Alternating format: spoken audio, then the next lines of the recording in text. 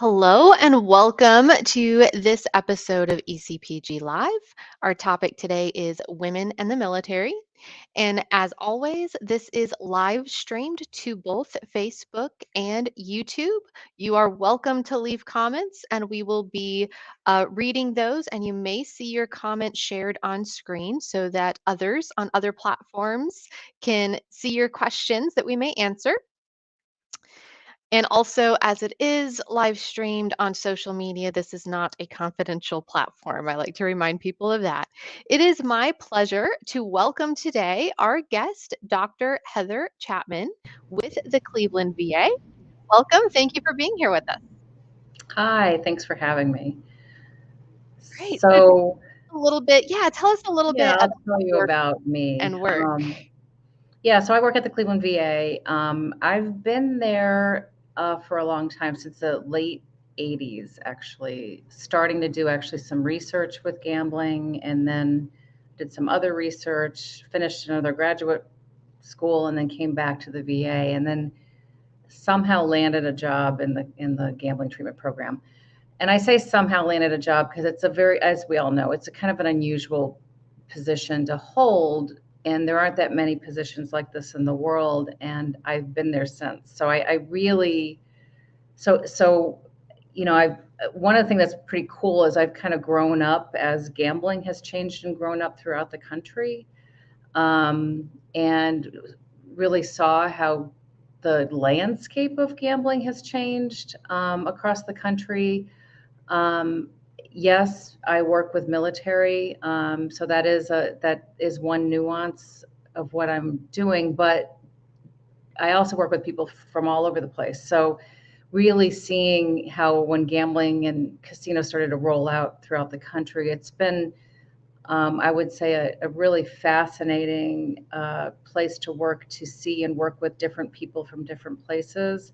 And then also, yeah, obviously, I love working with folks that were in the military. It's a different culture, and some of that we'll talk about today, obviously. And it there's different things to pay attention to, I would suppose, is the best way to talk about it. And it it is one of the things that's one of the greatest things in the world that happens when we work in addiction recovery, or recovery from anything, really. So when you get people in the room together and they have a shared experience. So when you work with people with gambling problems who are also military, it's kind of twofold. So they have a doubled shared experience. So the bonding just happens almost immediately. Um, we're talking about women today. We blend men and women. We don't separate them. It works beautifully. Um, I think I think the men bring something to the table that the women need, and the women bring something to the table that the men need, and it creates change moments that probably wouldn't have happened otherwise. So, Well, thank you so much for sharing your wealth of experience and knowledge on this episode. And let's chat for a second about why this discussion is important. Uh, we at ECPG, we do a lot of advocacy and trainings around military and veteran populations. And of course, a lot of information out there on this subject and the data as well tends to lean just more male dominated, just simply by the nature of the military. And that makes sense. Why is it important to bring a voice to, and I want to include all gender minorities in the military in relation to the behavioral health field, women, non binary genders, and some of their unique perspectives? Why is it important to generate conversations like this?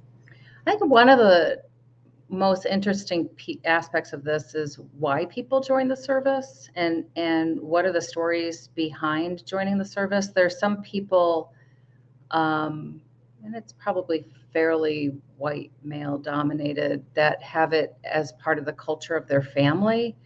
It's just something they do, is they join the service, and they join usually a particular branch of the service. Um, And there are people that join for patriotic reasons, as we have seen in recent years, certainly since 9/11. It did happen actually during the Vietnam War too, where people were joining for, you hear a lot of stories about people not wanting to join and running away and so forth, but there were a lot of people that joined to help the country, or to root out communism. Um, but after 9/11, a lot of people joined for patriotic reasons as well. So there was patriotic reasons. This is what we do in the family. There are reasons, of it's a it's a future for me. It's a way that I can become or shoot for something or grow towards something, a career that's attainable. And then there are a subset of people that join to get out of town. To they need something new, and a lot of folks in that arena have had issues of traumatic experiences, and it's just a way to make life better. I actually talked to someone today that that was their reason for joining the military. So I think asking folks why you join the military, what their experience was like in the military. Um, Ranks are important in the military, what rank they achieved, what kind of positions they held, um, not just what they were trained for, but what they actually did, because a lot of times MOSs or the training, the job that they're assigned is not what they do. So helping and identifying that as well. And there have been actually in recent years discussions of women getting, opportunities that they didn't have previously. Certainly, LGBTQ, and certainly, and being able to talk about it openly. And then also, ethnic minorities having a higher level of, of leadership positions. I think it was only recently that there was one that was, an African American male who was given a position of leadership. Um, and it was the first time that ever happened. So this, these things are shifting and changing, and we're really watching it in real time. So asking people that, I think, is a really important piece. I Have also you think that, I'm going to add one more thing. I think it's also important because it depends on people's background and their experience of, um, is it, are you, what do you feel about that you have served? What are your feelings about having served in the service, of being a veteran? And you'll hear all kinds of reasons behind that, and to me that's an interesting discussion, because you'll hear from people, the importance of service, the importance of giving, the importance of what I did was I did something really good for our country, and a source of pride, I think, particularly for some people who have never felt that source of pride or sense of pride for anything. Um, so and in your opinion or experience, does it seem like men and women tend to initiate joining for the same reasons, or do they tend to have different reasons? I would say, because there's not really good research on this, to divvy out all the different, to subset all the different people, all the different minorities. Definitely women are a minority in the service. It's about 17-ish% given the year. I think this year it's about 17%. Um, and it also depends on what's going on in the country at any particular time. Certainly, we have a war going on now, and so that's changing people's viewpoints of the service as well. I would say generally, um, those have stayed pretty stable throughout, um, not differentiated differently, male versus female. The one thing that has changed is the opportunities that women do have now, that there's some people that will go to a military college that now are choosing more assertively to go into the service and choose it as a career because of the opportunities of maybe being a sniper or maybe being in combat. There are some concerns that some people have of that. There are some concerns that are really in the literature that are, I think, pretty well founded regarding some of the requirements, the physical requirements that they have, but they set a bar of requirements for people that they found that women in the military, some are getting hurt physically because of the way the physical exertion is created, sort of the algorithms are created. They're created in a way for a male body way. So that my guess is that will be changing over the next years. The one thing that's super interesting is that women in the military, one of the things that happens with women in life is different physiological issues, and one is pelvic floor issues, and that happens to quite a few women as they age. And military women have a lesser likelihood of developing pelvic floor issues, I think because of the strenuous physical demands and how in great shape they are physically compared to the civilian woman. So it's kind of interesting when you look at this landscape and how it's changing things. Women weren't given those opportunities before. And now that they are, I think we're learning as we're doing. And we're going to be seeing things different. There were more in support services and being nurses and being some kind of support staff of some sort. And of course, that still exists, but it's shifting. Interesting. You said a minute ago about the importance of asking people who have served how they feel about their service. And that kind of takes me into my next question about differing experiences once they've joined. What are some ways that women and non-binary genders, gender minorities, how do their experiences in the military differ as part of a clear minority than men's experiences? What are some things that are unique to them?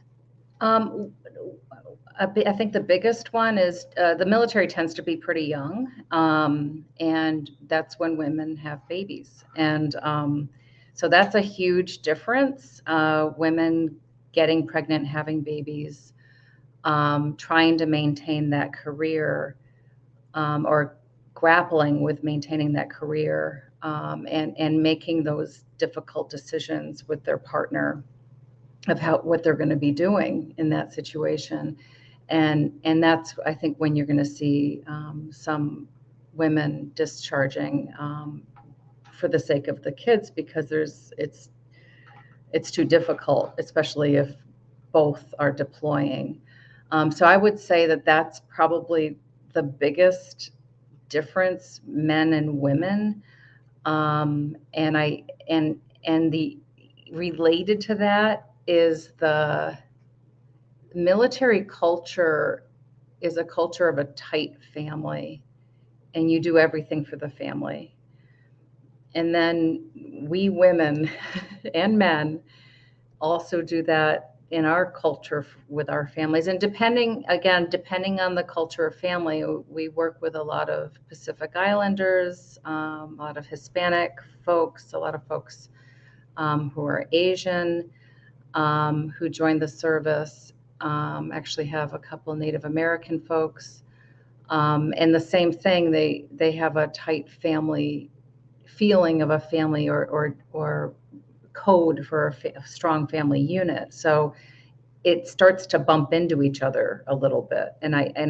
So there can be some consternation between those two family cultures.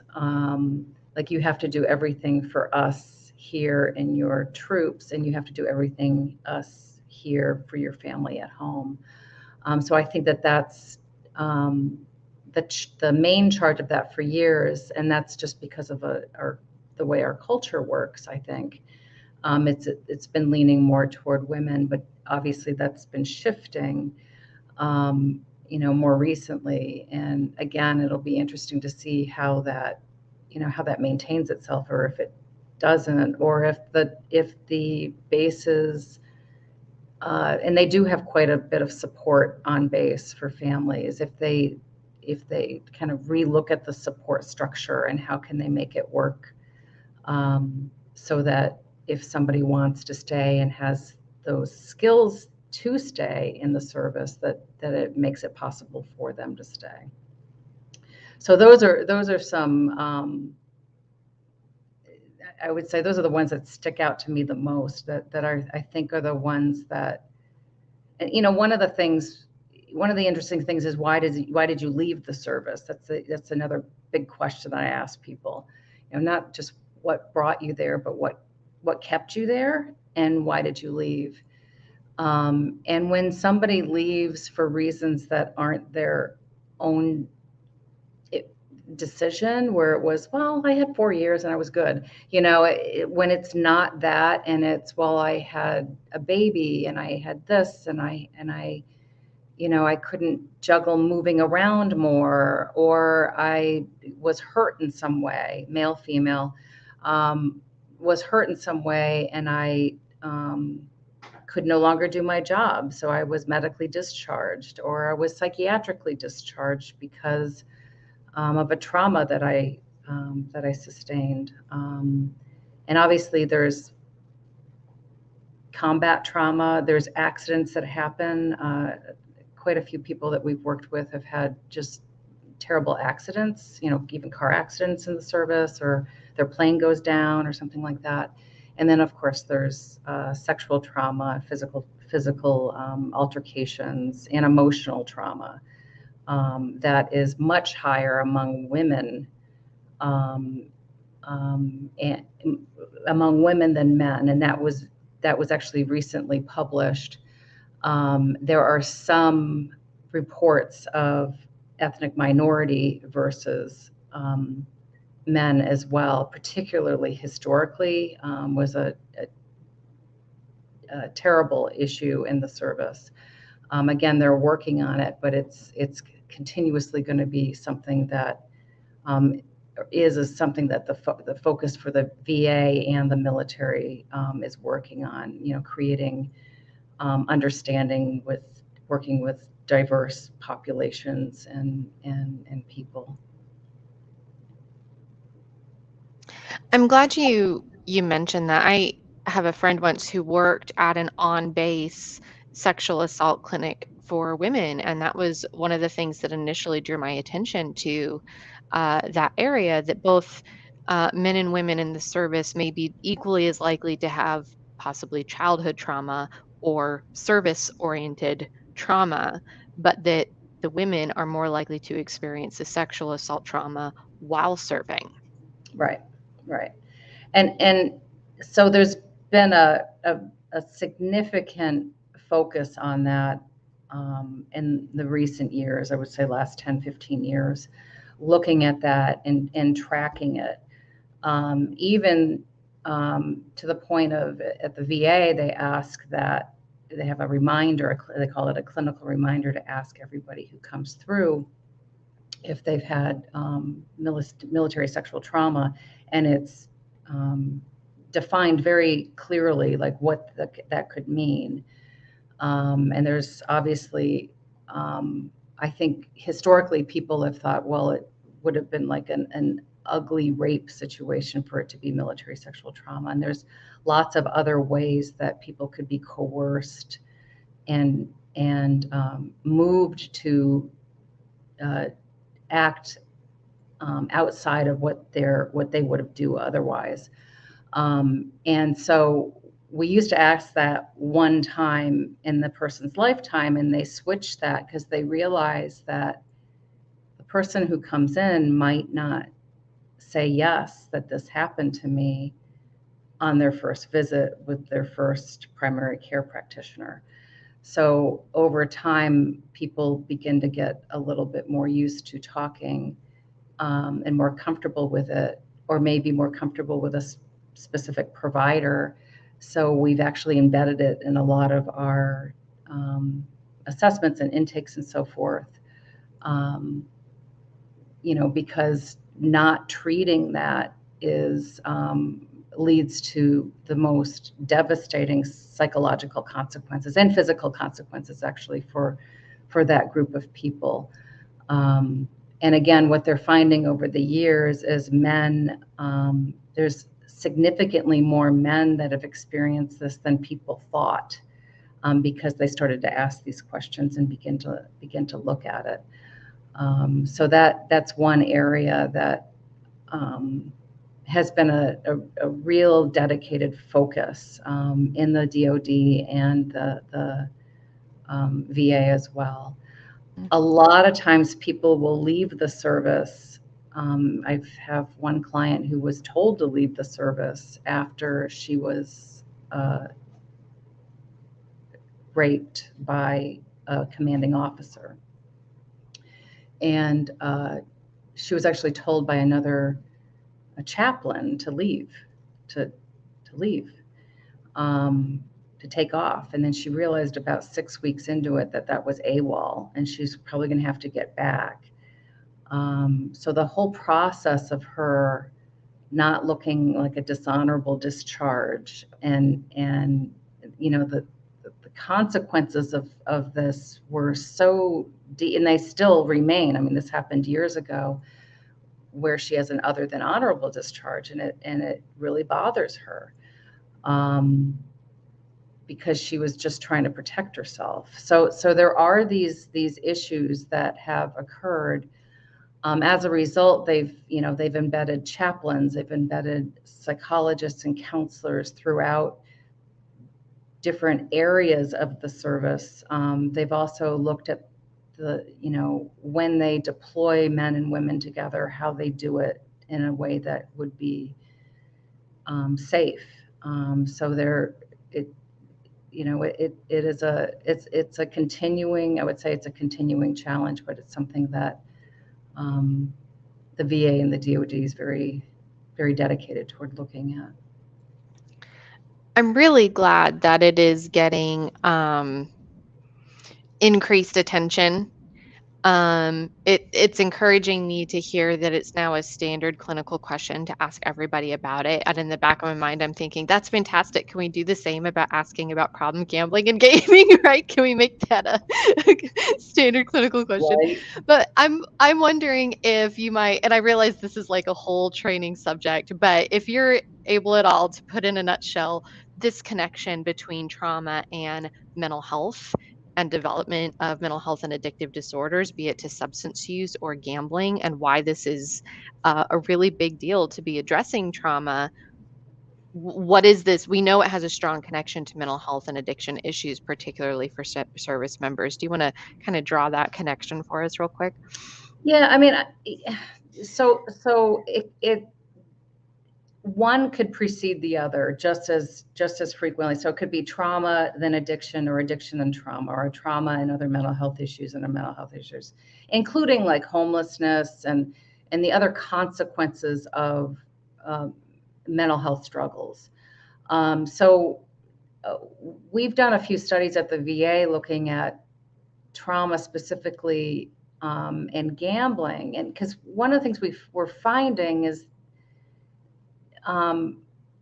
sometimes we look at the types of gambling that people do and a little bit their background and how we'll be able to treat them, and kind of, some of the pathways model, all this stuff. It's like, oh, they're pathway 1, they'll be like this or whatever. And so then we're looking, and trauma is like pathway 2 or pathway 3. I mean, it depends really. And that's a whole other training too. But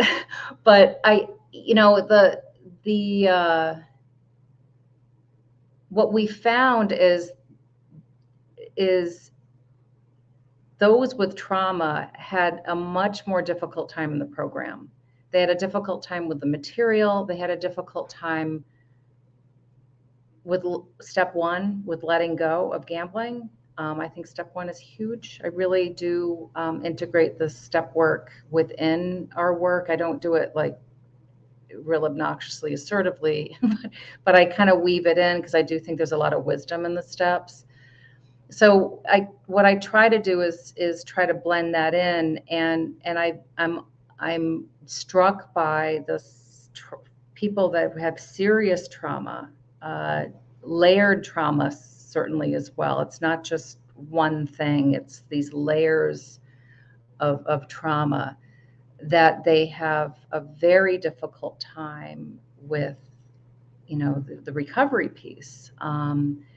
So, we're looking at all different kinds of ways of what might be going on. And what we found is just even the way they think about gambling was significantly different from anybody else that came through the door. So people who had trauma had significantly higher irrational cognitions regarding gambling. Not just gambling, this will make me feel better, but I'm luckier than those people. Like I'm better at this. So that surprised me. So there's an actual shift in worldview that's going on here. And Edna Foa talked about this years and years ago. It's a paper that I've wanted to write forever and I haven't.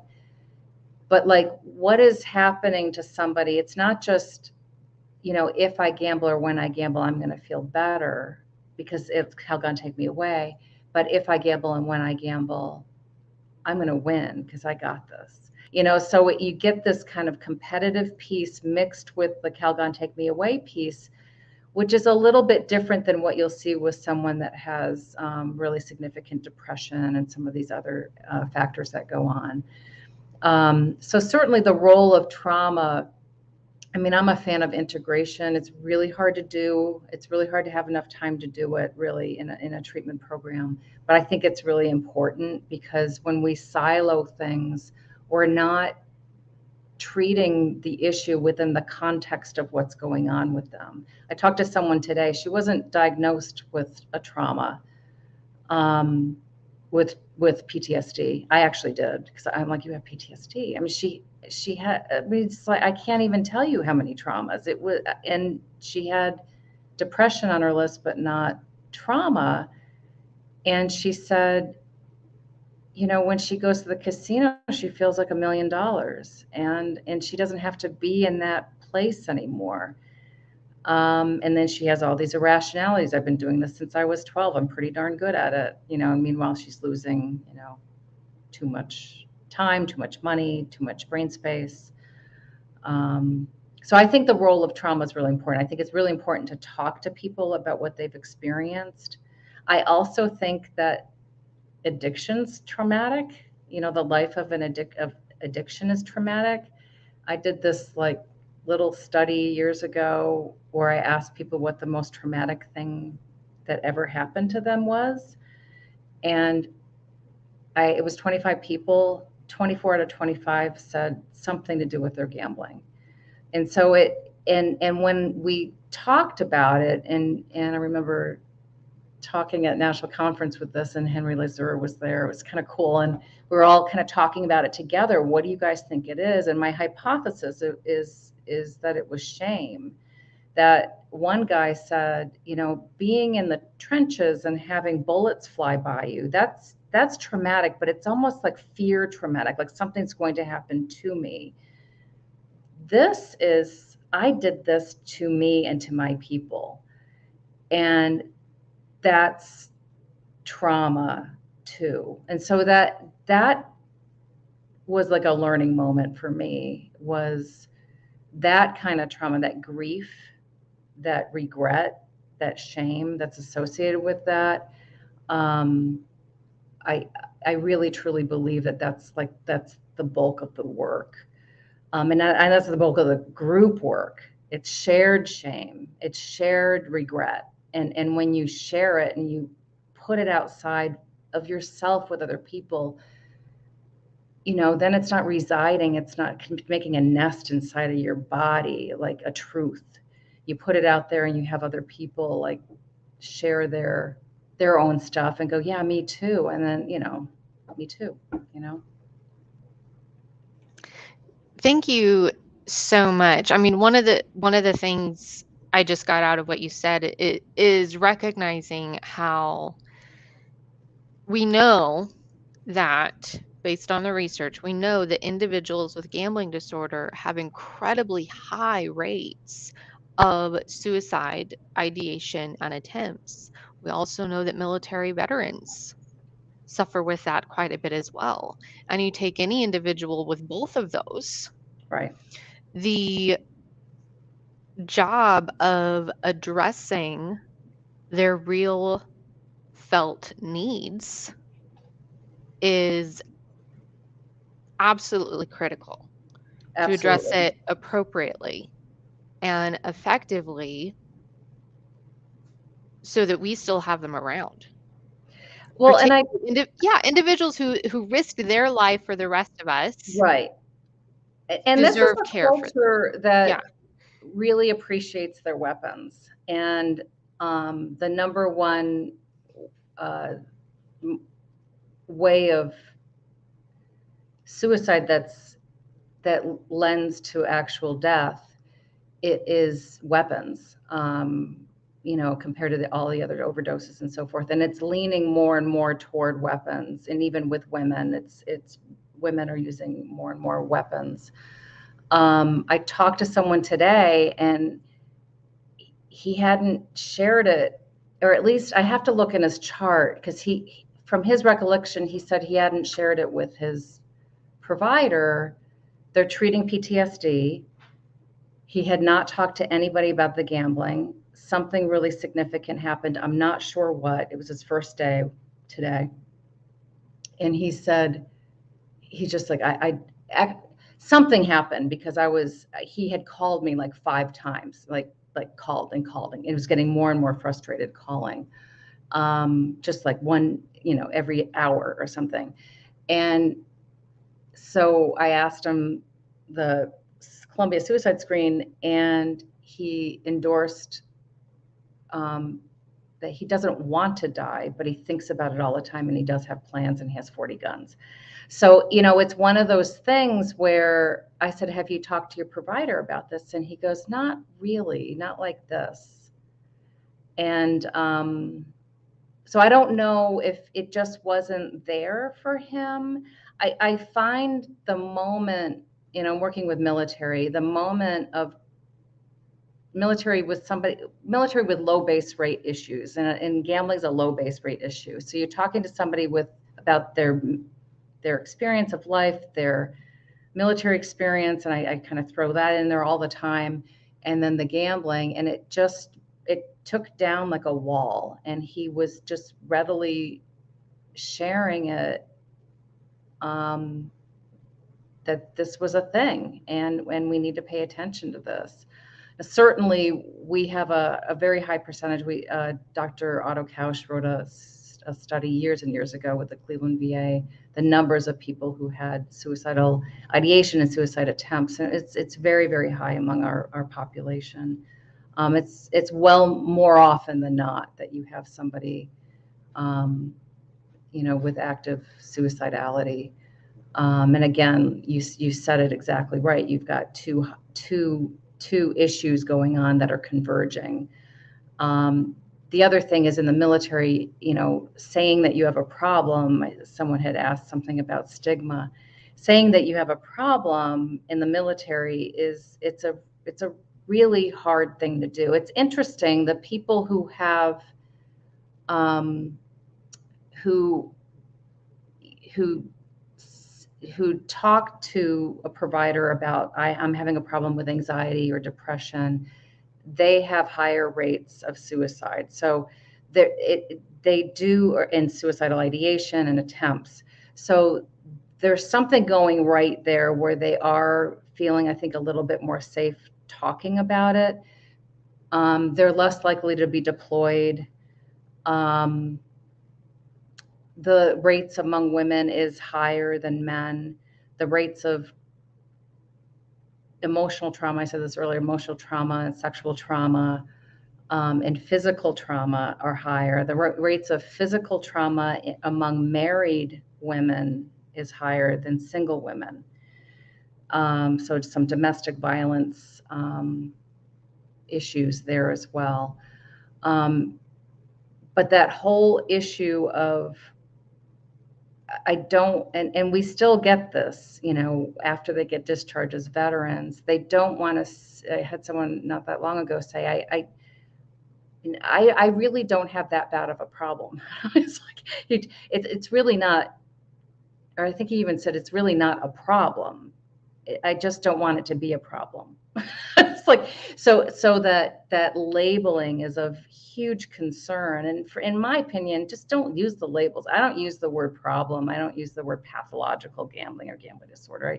It's better to just why, and you might get there. You usually do, but the whole key is how can you get them to come back? How do you give them a little bit of a nugget of something so that they'll come back the next time for a little bit more. Interesting. Rob, if you could put up our comment on the risk factors. I want to ask you about these risk factors for developing addiction. What kinds of things put individuals and primarily women at greater or less risk for developing problem gambling? Because we do know that service members are at higher risk of developing this problem. This stems from this conversation about trauma, which also puts people at high risk. Um, and there is plenty of access to gambling, Right, whether an individual is US based right. or deployed. There's lots of different ways they can access it. Is this something that females are also at risk of? Are there other things? Maybe there are higher rates of exposure to the physical and sexual traumas. Does that put them at higher risk for that, or do they have other protective factors? I know you told me beforehand you tend to have more women asking for help these days than used to. Well, definitely than we used to. And when you look at the percentage of women that are in the service, we have a higher percentage than that in our program. So, um, and it comes and goes, but I would say around 30%. And any particular group, when we used to do cohorts, before all this COVID stuff happened, we would have 2 to 3 women and 6 or 7 men in each group. So, it's like, 1/3 ish. Sometimes we would have more. The risk factors really, I mean, I'm really, the big thing that's happening right now is availability. I mean, it's just so available. And I think that's happening for everybody, and certainly in the service too, as they shift and change things and are attending to certain things and not other things. I think this is one of those things. I think that there's still a population of even very well-meaning healthcare providers that don't see gambling as a problem. Frankly, until they see it as a problem. I think usually that's what happens. They see it, they talk to a few people, and I've had a few providers go, never thought about it. And I had, because I train medical students too, and one of them's been in the field for a long time, and she was just retraining. And she said, never, ever have I ever heard anybody talk about gambling. And she goes, and gambling in this population, even more so. So you got you got people with money, because everything's pretty much taken care of. So they've got their money and they can spend it. It's a little similar to a college campus, but with a little bit more, camo and guns. But it's going to get that feeling of these young people that play hard and drink hard, and plus they have a stipend, and plus they might have a little bit more impulsivity, they might have a little bit more risk taking, because you have an all volunteer service now, which is a lot different than it used to be back in the day. So I think that those are the main risk factors. Obviously, risk factors being ethnic minority, being male is a higher risk factor than female. But I think because of the availability in the service, and because of the free time and when they go to port, say, or when they, you know, can, have some time off, get some R&R, it tends to be those kinds of activities. And we honestly, we don't have good data. They're starting to gather it again, but for many years they stopped gathering data in the service on, screening and what might be going on. So the screening rates were really, really low, and much lower than the national averages. So which didn't make any sense, obviously.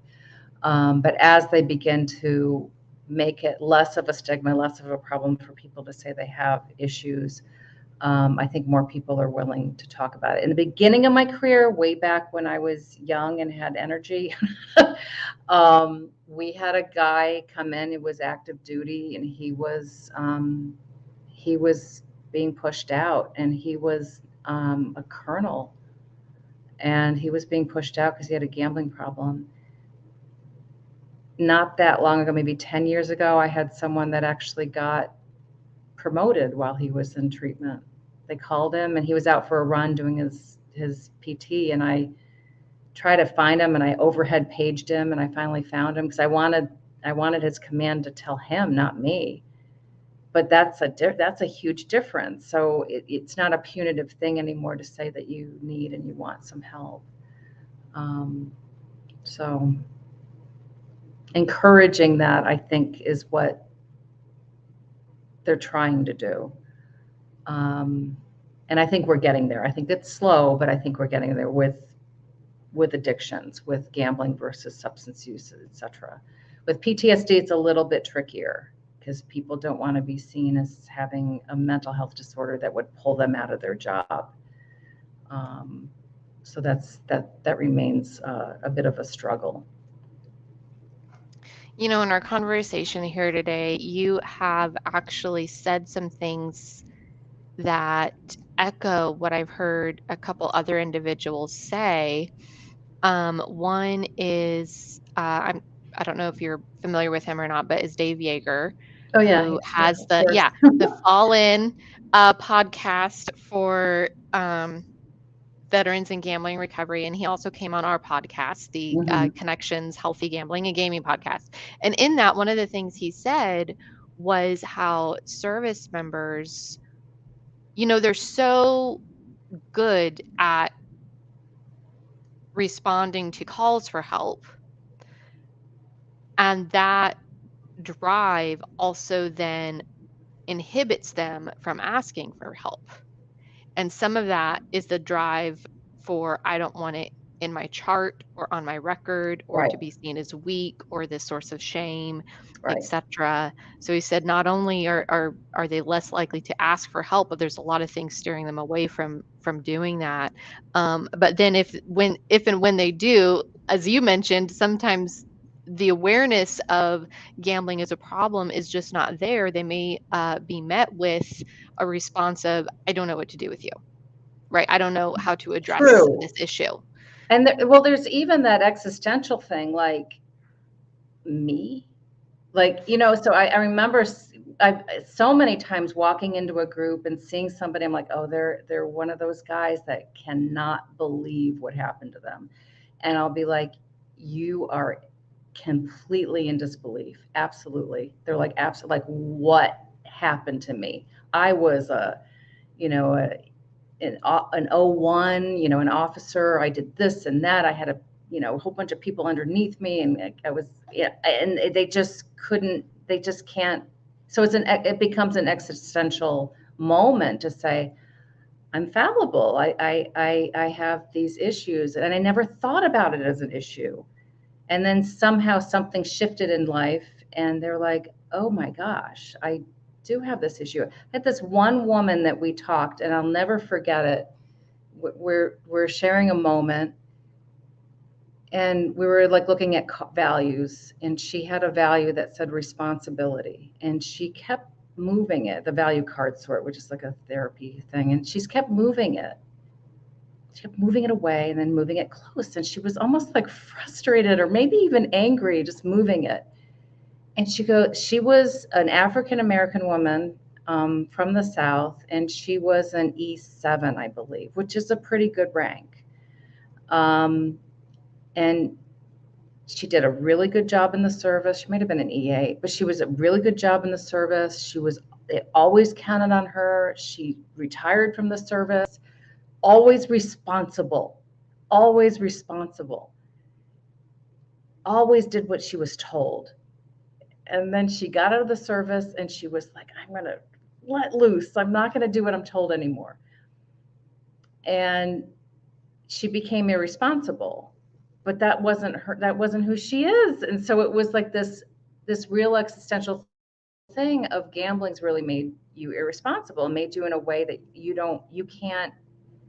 And she was so grappling with it, and I just sort of left it there, remember? And then she came back the next day and was trying to figure out, like, I think I should have that, but I don't want it anymore. I want to just let loose. And I'm like, well, it's just singing out because you're sitting in here talking about gambling. It was a person that pulled herself up by her bootstraps and really made a pretty awesome career in the service for herself. For herself, she did it, through probably some Jim Crow South stuff. Um, I would guess, because she was like in her early 60s. So anyways, she fought through that. She fought through whatever she needed to do. And so that existential moment of realizing gambling was taking away, something that really is part of her. And then how do you be responsible? Like, it's not a bad word, the R word. And how do you do it within your civilian self? Um, and that's obviously a thing too. It's like from military life to civilian life. From civilian life to military life is tough, but I think from military life back to civilian life, I think is more tough, particularly people who've been in for a long time, because Yeah. we're just idiotic. And I really do think we are. We Yeah. make people wait. We don't show up on time. We don't do what we said we're going to do. In the military, that'll get someone killed. And in the civilian world, we're just a little bit relaxed, and just understanding that and helping people through that, I think, is a really big thing. And the casino makes you feel like you are in control, so it's really tricky. It'll make you feel like you've got this. So it'll be a draw. Yeah, and I've actually worked with individuals who talked about how in a brick and mortar casino environment, all of the lights and sounds and things were very triggering to their PTSD, but they would suffer through it until they got to their machine and then played, and then it would have that dissociative effect and numb all of that out.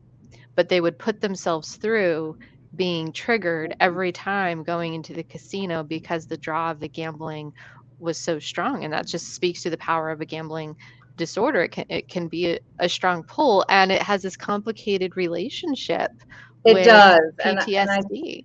I think it's very complicated. I had a Native American guy, who actually said, "You're going to think this is doesn't make any sense," but he said as soon as he walked in the casino, he felt like he was underwater, and he said it was just everything went. And he said, I just literally walking in the door. So it was probably learned and habituated over time. And he never felt, he goes, there's people everywhere, there's lights and sounds. And he goes, I never felt any kind of trauma, any kind of difficulty. And he was a very serious trauma, he had traumas in the outside the military and in the military as a child, that was fascinating to me. And I've asked a few other people, and they said the same thing. They also said that there's nothing like combat. The thing that's closer to combat is gambling. Is a number of people told me that. So there's something about like really putting things on the line and that rush that you feel, and that, like you said, that kind of like overwhelming, kind of rushy, like takeover feel that you get when you're in action in that way. I don't get as many women that are in that arena. Men definitely, uh, and it's not differentiated in their race or their creed.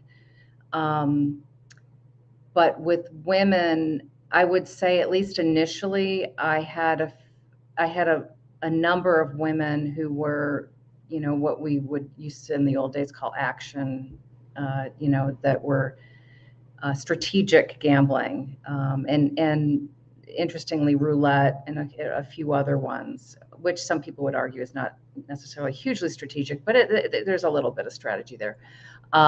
So, anyways, it's interesting.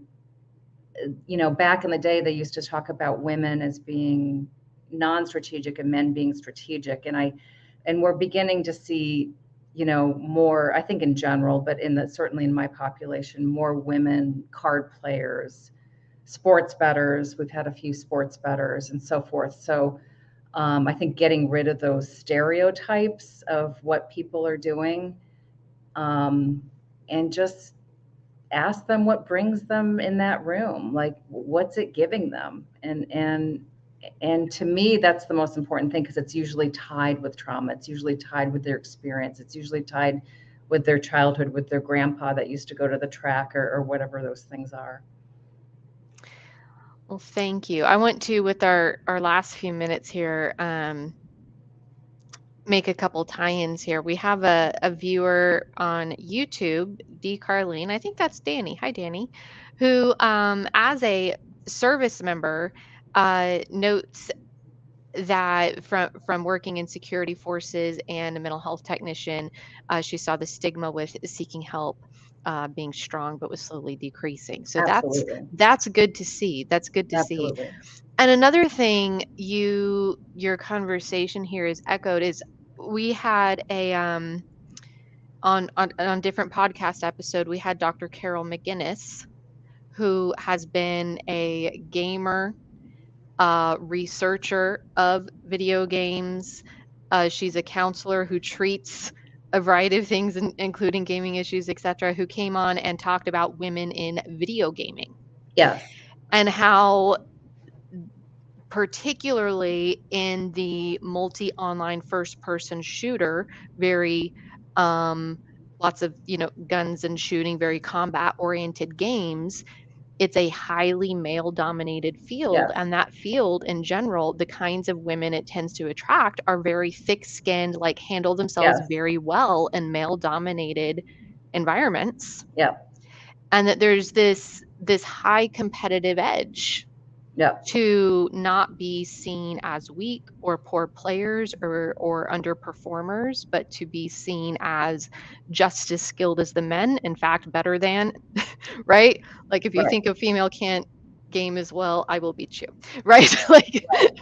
this kind of high competitive edge. And from what you're describing from some of the females in the military, I can kind of sense a little bit of that as well. Women who perform really well in male Yep. dominated fields and may have similar drives to serve their country and to be competitive. Um, Competitive and a little bit tough. yeah, Yeah, I mean, I've had my guys give me feedback about me. Oh, you could have been the blah blah blah, because I can be a little tough, and they dig it, you know. It's like, so yeah, it breeds that, I think.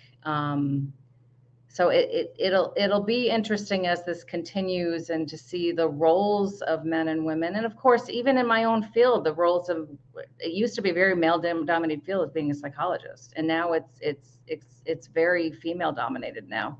So I don't know about academia as much, that might be 50-50, I'm not sure, but certainly in practice it's definitely way more female dominated. And so as things shift and change in our culture, it then also shifts and changes in the military culture.